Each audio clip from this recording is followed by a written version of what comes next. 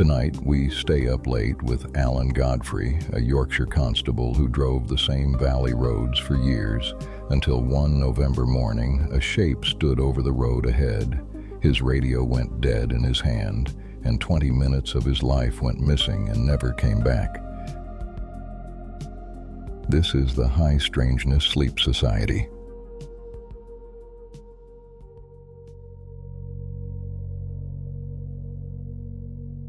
The Calder Valley cuts through the Pennines in the west of Yorkshire, a deep and narrow trough with the moor standing over it on both sides.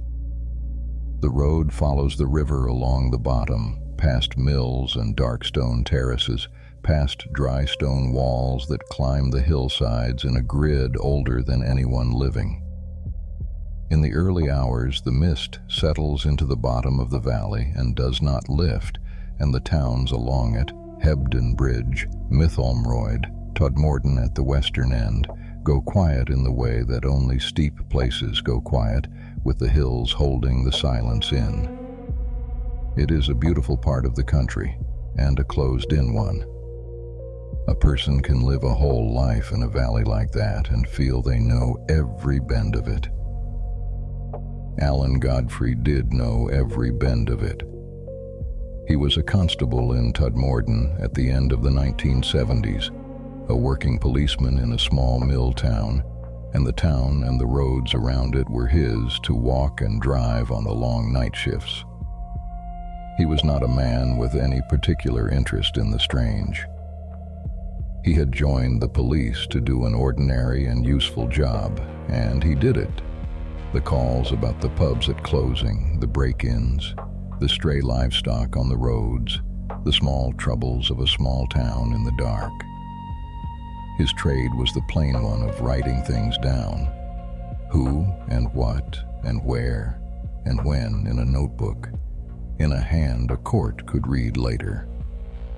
A good constable is a reliable witness, and Godfrey was a good constable. He carried, as they all did, a personal radio, the handset that tied a man on a dark road to the station and the rest of the shift. It was the tether. On a night with mist in the valley and no one else about, that handset was the proof that the ordinary world was still there and still listening, a click and a voice away. A policeman trusts it as he trusts the ground. So that is the whole of it, at the start. A steep old valley with the mist in the bottom of it, a steady man who knew the roads, a notebook for writing down what happened, and a radio for calling it in.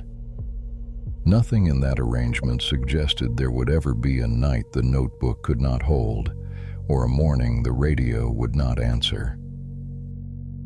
The first strange thing came in the summer, and it came to Godfrey in the plainest possible form. A body where no body should have been. In June of 1980, on a Sunday morning, a coal delivery man climbed the tip at a yard in Todmorden and found a dead man lying near the top of the coal. The dead man was Zigmund Adamski, a Polish miner in his late 50s. He had lived for decades in a town called Tingley, over on the far side of the moors, better than 20 miles to the east. That distance is the first thing to sit with before any of the rest of it. 20 miles. He had left his home 5 days earlier to walk to the shops for potatoes in his shirt sleeves on a summer afternoon, and he had not come back. For 5 days, no one knew where he was.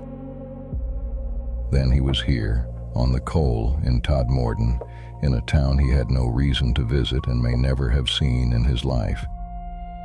And he was not quite dressed as himself. His shoes were gone, and his shirt.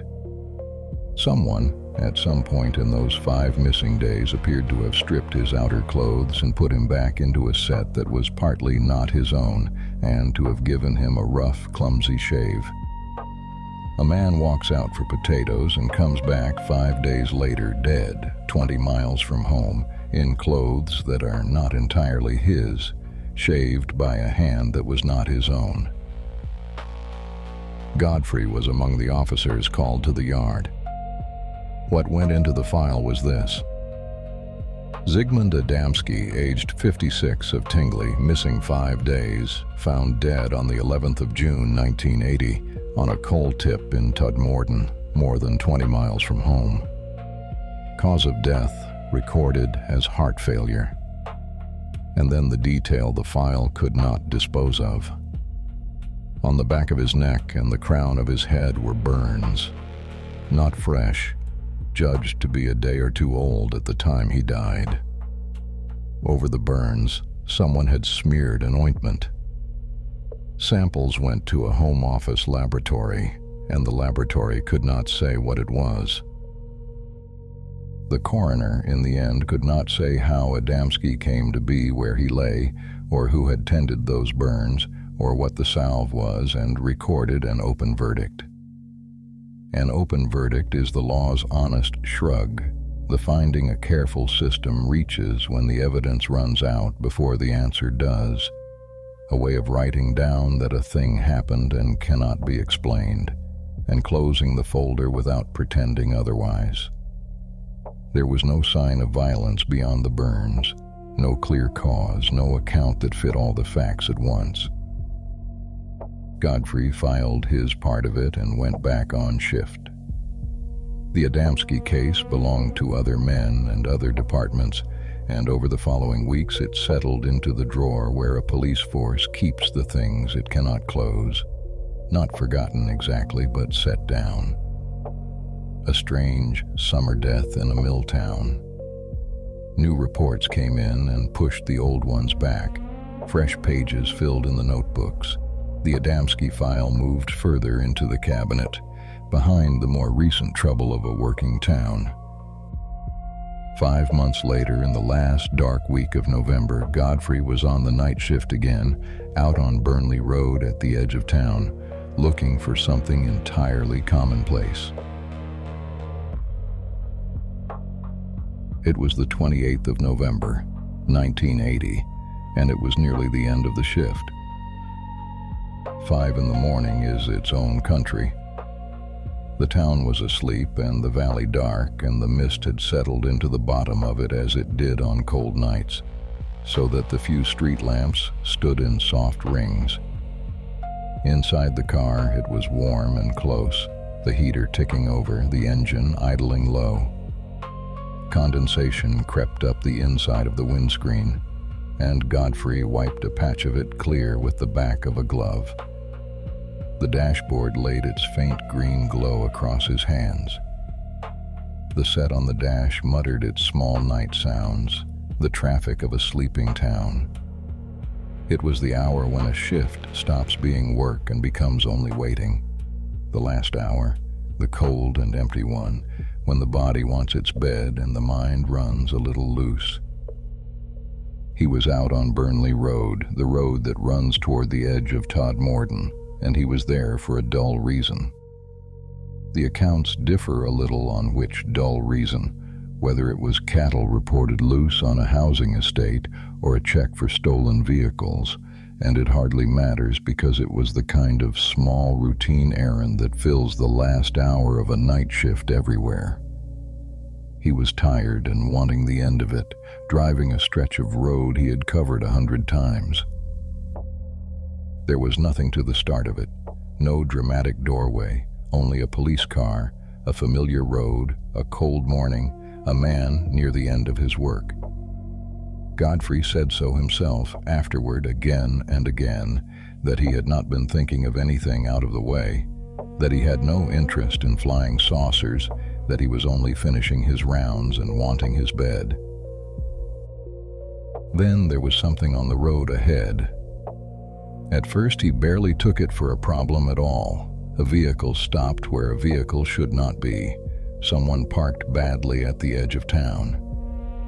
As he came on, the shape grew into something larger, and his tired mind reached for the next familiar answer. A bus, an early works bus, halted on the carriageway. But it was too early for the bus, and the bus did not run that stretch at that hour, and the shape was the wrong shape for a bus. The everyday answers came up one after another, and each fell away as he closed the distance until there were none left and he was looking at the thing itself. It stood above the road.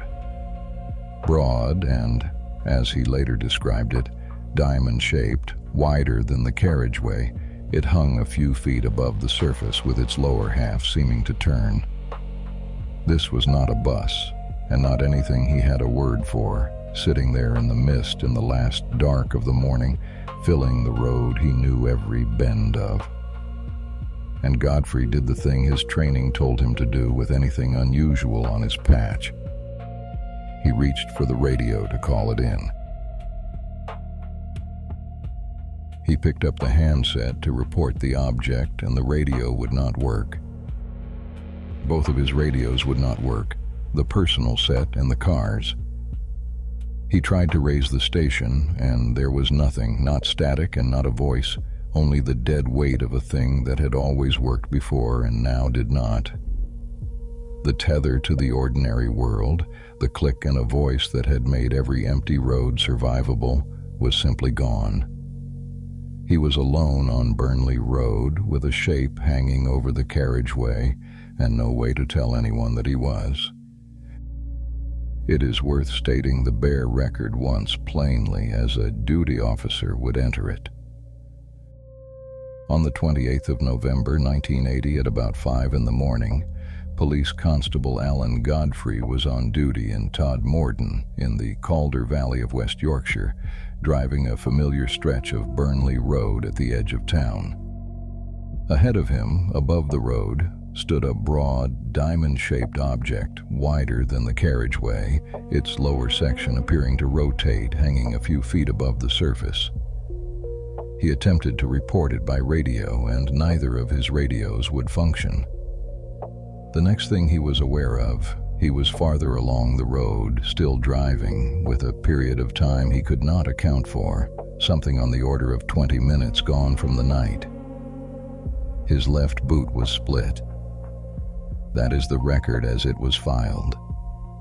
Everything else came later, because the next thing he knew, he was driving again.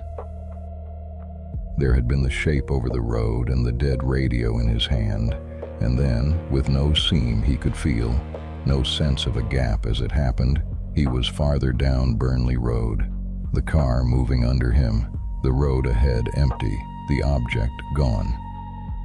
He had passed it somehow. He was simply driving on the far side of it, as though the intervening minutes had been lifted cleanly out of the night and the two cut ends pressed back together. He stopped the car and got out, there on the cold road in the dark, and did what a trained man does. He tried to make it make sense. Behind him, the road ran back empty to the place where the thing had been. On the surface, roughly where the object had stood, was a patch left dry where the wet of the morning had not settled. And one of his boots, he saw, had split across the sole, as though it had been dragged, though he could not say how. Then he got back in the car and drove to the station, and found that more of the night was missing than a few dark minutes on an empty road should have taken. Back at the station, in the light, the night would not add up. He had the clock, and he had his own notebook, and the two would not agree. The object he had left behind him on Burnley Road at a time he could fix. He had come to himself, still driving only a short way on, yards on, a stretch he could have walked in a couple of minutes. The clock said otherwise. The clock said that the better part of half an hour had gone by in that short distance. Godfrey did the arithmetic once, standing there, and did not believe it, and did it again. He looked at the duty sergeant. Near enough 20 minutes, and no account he could give of them. 20 minutes he had been somewhere doing something and could not produce. At some point, without deciding to, he opened the notebook to write it down. The hand did it on its own, the habit of years, pen to the page, the next line waiting. And there was nothing to put there. The plain record that had held every strange and everyday night of his working life had no line for this one. The radio had gone dead out on the road. Now the page stayed empty at the desk. The instrument that reached the world outside and the one that kept it inside, both failing him within the same half hour. There was no chase in it, no terror, no light bearing down, only a gap. A man whose whole trade was remembering exactly what happened and setting it down in a hand a court could read, had a piece of his own night he could not remember and could not fill. He knew it was gone and could do nothing about it. He went home with the split boot and the missing minutes and the memory of a dry patch on a wet road, and none of it would resolve into anything he could set down. There were the small things of the body too, and he noted them the way he noted everything: the split boot, a patch of soreness on one foot, discrepancies that matched nothing and proved nothing, but that were there and that he had not carried at the start of the shift. The following year, still reaching for the gap, Godfrey agreed to be hypnotized. Under hypnosis, he described more: a room, a light, a tall, bearded figure he came to call Yosef, smaller shapes moving about, something that read like an examination. It is the sort of material to hold at arm's length. Memory recovered under hypnosis is not the same as memory, and Godfrey himself was never easy about it and never insisted on it. It does not have to be believed, and it will not be settled here, because the strange thing does not actually live in the room with the bearded figure. The strange thing had already happened, out on the road, before anyone was hypnotized, before there was any story of a room at all. What remains, when every later thing is set aside, is what was filed that same morning by a sober man on duty: the radios that would not work, the object over the carriageway, the 20 minutes simply gone, the split boot, the dry patch on the wet road. He sat down, in the end, to write his report, the plain account, who and what and where and when, and filed everything he could stand behind. What he couldn't file was the part in the middle, the 20 minutes themselves, as far out of reach at the desk as they had been out on the road. Afterward, he still had to drive the road. That is the part that is easy to walk past, and it is the truest part. Burnley Road did not close or change or mark the spot. It was still his patch, still the way to the edge of town, still a stretch of everyday carriageway he was expected to drive on the shifts that came after. And he drove it.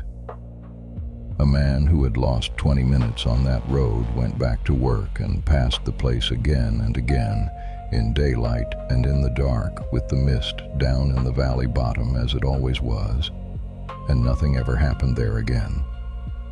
The walls still stood, the river still ran, and the bend was only a bend. What it cost him is its own long story, and most of it is quiet. He had reported the thing honestly, the way a good constable reports everything, and the report followed him. Some believed him and some did not, and a man who has seen something he cannot explain and who will not pretend he did not becomes a slightly awkward thing for the world around him to hold. In time, he left the police.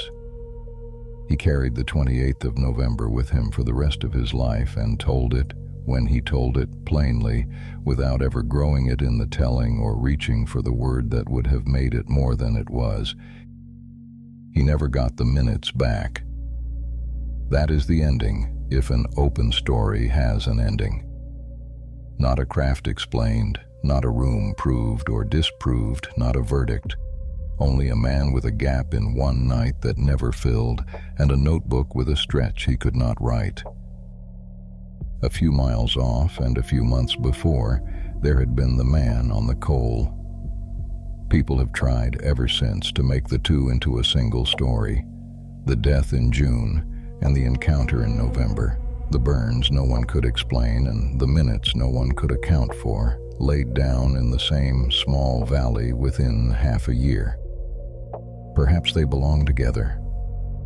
Perhaps they only share a place in memory and a constable who happened to stand over both. No one has ever shown a thread running from the one to the other.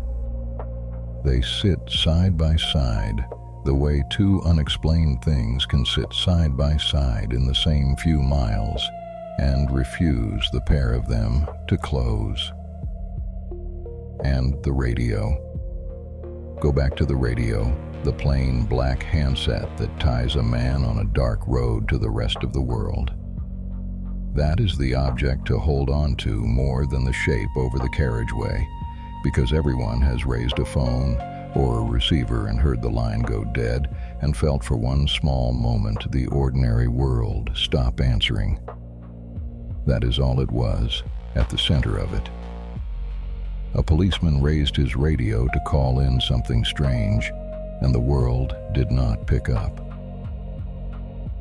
So let the road be the last of it. Tomorrow someone else will drive that stretch of Burnley Road and nothing will happen. The mist will be down in the valley bottom the way it always is. The stone walls will stand where they have stood for longer than anyone can say. And somewhere between two familiar bends, on a cold morning in the last week of November, a careful man who only ever wanted to write down exactly what he saw lost 20 minutes he never found again, and drove the road ever after as though it were still only a road.